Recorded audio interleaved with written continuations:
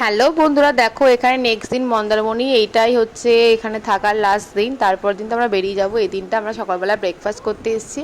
Breakfast করে সবাই মিলে বললাম চলো একটু ঘুরি, তো বাইরে ঘুরছিলাম। তারপর দুপুরে লাঞ্চ করেও বাইরে আবার বসছিলাম। এই যে দেখো দোলনায় দোল খাচ্ছি, দুপুরে লাঞ্চটা করতে। তো সকালে ব্রেকফাস্ট করে নিলাম, নিয়ে আমরা ঘুরলাম।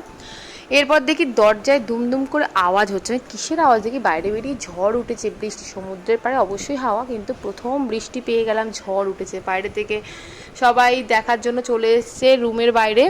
আর এখানে তাড়াতাড়ি করে রিকু ফটো তুলছে, আর আমি বসে বসে তো হাওয়া খাচ্ছি। এত ভালো লাগছে ঠান্ডা বৃষ্টির জলে, চারিদিকটা ভিজে গেছে জলে দেখো, আর চারিদিকটা এত ভালো লাগছে। এরপর সন্ধ্যাবেলা আমরা ঝালমুড়ি, আলু কাবলি এগুলো খেতে বেরিয়েছিলাম। বাইরে বিচে একটু ঘুরলাম, সেখানে চা, নানা রকম একটুখানি পকোড়া এসব খেয়েছিলাম।